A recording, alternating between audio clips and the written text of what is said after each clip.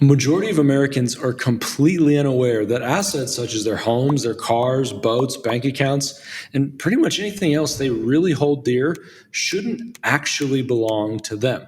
Yes, they bought it, used it, and maybe even plan to give it away, but should they really own it?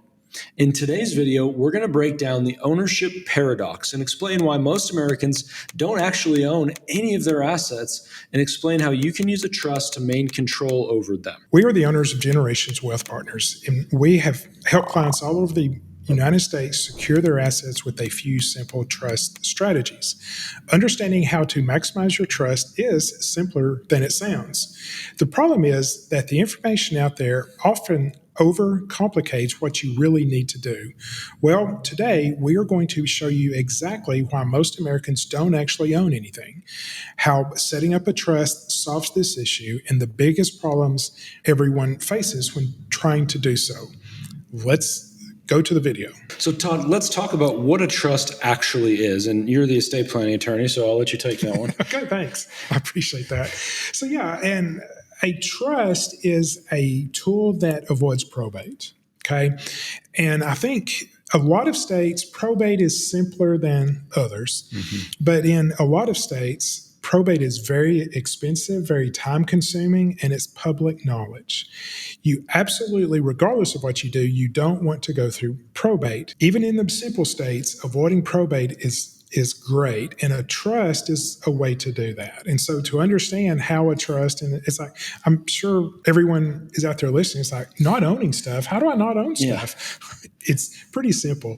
So probate is for those items that are stuck in a dead person's name, and the only way we can get those things to someone else is to go to court and have a judge say, okay, this person died and they owned a bank account that was just in their name. They owned a home that was just in their name. They had investment accounts just in their name. They can't sign the paperwork anymore. So a judge is the one who transfers that over. But that is done through probate. And judges are going to make sure that all of the creditors are paid. They're going to make sure that if you have a last will and testament, that it is valid and that the executor of the estate follows the directions of that will. It is a intense process in some states, particularly the state that I primarily practice in. It is very court involved. The judge is very involved. Too. Yeah, everything that gets transferred has to be signed by the judge, and sometimes requires a hearing, which involves lawyers drafting paperwork, waiting in court all day to have a hearing. That costs the estate money. It is time consuming. It is expensive. The lawyer gets typically a statutory fee. The executor of the estate gets a statutory fee. That means it is set by law, and it is a percentage of the estate. And so typically in a lot of states, you're going to spend between 5 and 10% of your estate going through probate. So now a trust avoids probate because a trust is a legal entity that can own property. Okay, think of it like a business. Okay, it owns stuff. It's not owned by a living person. It's not a living person, exactly. So you and your spouse create a revocable living trust. It is an entity that you can actually transfer the assets into your bank accounts, your house, your cars, your pretty much any asset that has a title is the idea. Yeah, These are titled assets. Right. You can't put IRAs. You cannot. That's a big caveat. The I in IRA stands for individual. It has to be owned by an individual. But almost everything else can be transferred to a trust. Your boats, your cars, you don't own it anymore. So technically, you don't own it. So when you die, it's not stuck in your name. You don't have to go through probate. And so a trust is a way to avoid probate, and it does it by you no longer owning it. It's so simple. And yet, in some ways, it is often really is overcomplicated. And we're initially talking about just one type of trust, but this is most likely the most common type of trust that people see. There are lots of different types of trusts for different purposes, and these are some really cool tools that we can use for planning, and we'll share more videos about those. But this is the primary type of trust that most folks will see, and most folks will actually use. And what's cool about it is you you put in your trust some of the language that you may think would go into a will. I want Jenny to get this, and I want Bobby to get this, and I want to split everything else between these people. You can put all of that into a trust, and you should. But what's cool is your trustee of the trust is doing it sitting at the dining room table, not down at the courthouse. And a lot of times an attorney doesn't even have to be involved. A lot of times when my clients have passed away and the successor trustee, which is named in the trust, they call and say, hey, my parents were your clients and they've passed away, so now we need to do stuff. I said, well, come see me, bring the trust, let's sit down, and I'll point to you to about 6 paragraphs out of this 48-page, 68-page document.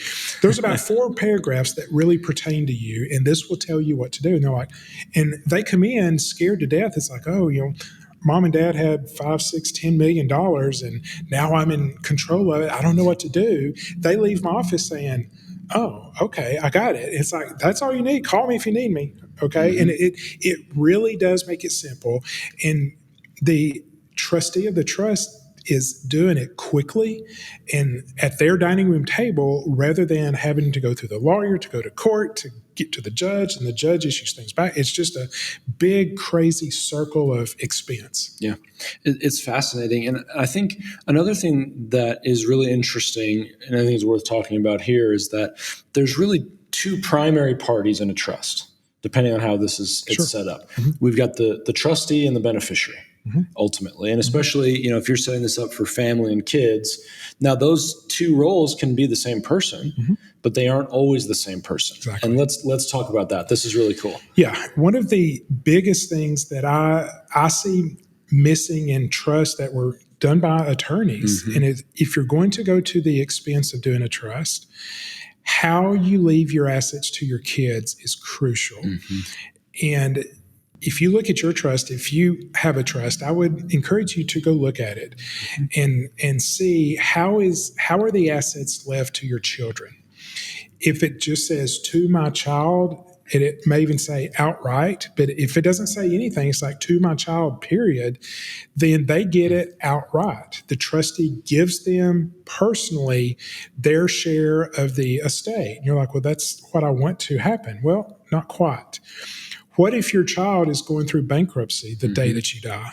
Heaven forbid, this is a tough week. Yeah.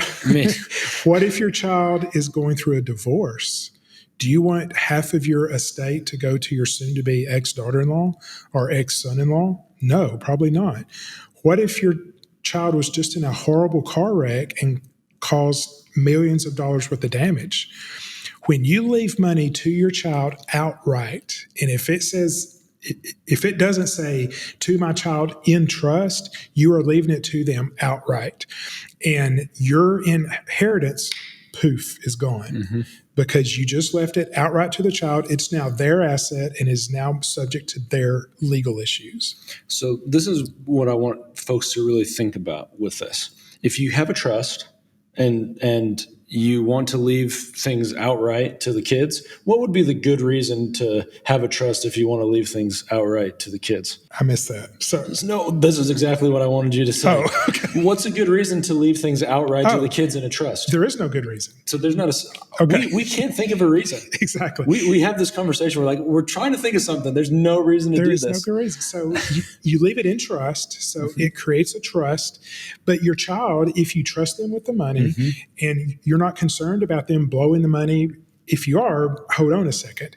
But if you want it to go to them, there is no good reason to not leave it in a trust where they are the trustee of the trust. And just to get a little bit into the weeds, I don't want to overcomplicate things, but the attorney should know this. You leave it to the child almost with complete rights to do anything. Almost. You put just enough restrictions on that trust that you create. And if you want to Google this, I highly encourage you to do it. This is called a testamentary trust. A testamentary trust is a trust that is created because of your death. And so you create this trust. They are the trustee of it for almost any reason whatsoever, but we put just a smidgen, as we say in the South, a smidgen of control that They can't write a check for just anything. Primarily, they can't write it for bankruptcy, divorce, or lawsuits. Okay. And so there is no reason not to do this. When I first started, I used to charge extra to do that. People were like, oh, I like that idea. I was like, yeah, that's going to cost $500 more. And I was like, that's stupid. There is no reason not to do this trust. And so I stopped charging extra for it because it's in every client's best interest to have testamentary trust. But 8 out of 10 trusts that I review do not have that. It's true. Well, and this is huge, really, because and the reason I wanted to talk about these two personas, right? Think about how this plays out in practice. Let's say that your child is both the trustee and the beneficiary in a given situation, and let's say you've left them $1 million. This is not unreasonable in our world. We see this all the time, and sometimes when mom or dad or grandpa or grandma passes, all kinds of relatives and friends and everybody comes out of the woodwork because they know that there's money that's being left. Look, it's not your family, of course, that would act this way, right? But we know people who have run into this scenario. And so think through this, the money is only in trust. The rules that the trustee has to follow, they can only do what's in the best interest of the beneficiary legally. And so themselves Yeah. also, right? But they're wearing two hats. And so if there's a situation where they get sued or there's divorce or lawsuit or what have you, the trustee cannot distribute money to anyone that is not in the best interest of the beneficiary. Yeah. Isn't that so clever? It's just this little thing, but it's so powerful, huge. Yeah. and sometimes even in our office, Todd is very focused on doing the simplest estate plan possible. And sometimes I debate with him a little bit about like, hey, we need to at least if they don't want to do a trust, they want to do a simpler beneficiary distribution strategy. Hey, we need to at least let them know about the potential protections that a trust provides. Yeah. I mean, these are cool instruments to make sure that you're able to get what you want to happen after you pass away and protect the people that you want to protect and the money that you've earned. Yeah. So what if there's a child that you're alive today and your child is horrible with money? You give them $1,000 and they're going to go borrow $5,000. Yeah. Okay. They are just terrible with money. Would you give them $10,000 right now? No, you wouldn't. Then why do it at death? Okay. But it's like, well, I can't disinherit that child. I know, that's fine. You don't have to. We can leave them their share of the estate in a testamentary trust, but they are not the trustee. You're like, I love you and I'm leaving you money, but you're not good with money. I'm sorry. I'm going to let the bank be the trustee of your trust. They'll pay for your tires. They'll pay for your dentist appointment. They will pay for things that you need, but they're going to invest it and they're going to protect it so that you can't just go blow it. And that is a huge issue for some people. Or It's they're an incredible a drug kindness addict. to that person. Do what? It's an incredible kindness to that person. Oh, sure. I mean, yeah, they're a drug addict, and if you leave them $50,000, they will die. Yeah. Okay, they'll just boom. of course, that's no one but No it's one people that we have interacted with and tried to protect from this stuff. I've had drug addicts in my family, and I know if you gave them $100, they're going to go buy drugs. You give them $50,000 worth of money, they're going to go buy a lethal amount of drugs. And so just anything. You want to skip the kids and leave it to the grandkids. Makes total sense. Or you do want to disinherit one of the kids. Sure. Or their in-laws, which not your family, but they're. So you can't leave money to a minor child. Okay. That causes all kinds of legal problems. And so people are like, my kids are fine. I want to make sure that money goes to the grandkids. Great. We can do that. If you died soon, you would be leaving money to a minor child. Again, we create a testamentary trust for your grandchild, and someone else is the trustee. So yes, you can do things with a trust that you can't do otherwise. And the thing about a will is if you leave money, if it happens to end up with a child that is underage, they get their inheritance on their 18th birthday. In cash, not in trust. Here it in is. cash. Please don't go blow it. Yeah. So, I don't know how you were on your 18th birthday, and I'm sure this isn't your family, right? But most kids cannot handle getting $500,000, $1 million, $2 million in cash on their 18th birthday. No. And some people can't handle that at 25, 35, et cetera. And so we can put those other types of boundaries in place. And so this is sort of our introduction to the ownership paradox. And we'll probably have other videos about this because there's other reasons to use different types of trust to not own things. Sure. A good little teaser here, and this is something that a lot of folks really need to start paying attention to, is for tax purposes. Now, you may be watching this and you've not even heard of estate taxes. We're finding this out lately. In the United States, just so you know, there's something called an estate tax or a death tax. If you hadn't paid enough tax, our friends in Washington have figured out another way to extract some capital from your estate, and that's called the estate tax. It's 40% above a certain threshold. Right now, that threshold is $13.61 million per person. A lot of folks don't hit that. But what's interesting is at the time of this recording, this is in fall of 2024, we expect the estate tax limit to drop down to between $5 and $7 million per person in 2026. It's guaranteed to happen unless they get excited. And if they get excited, it's probably going to go down lower. 3 million. 3 million. It could be even as low as 1 million. Some estimates are saying. And so let's say you're above that limit. And let's say you own a family business or a family farm and it's worth $5 million.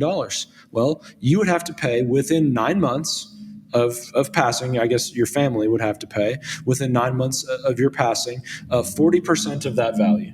Any value that's above that. So if it's $10 million, the estate tax limit is $5 million, they're going to have to come up with, what is that, $2 million in 9 months. And what if it's land? What if it's a business?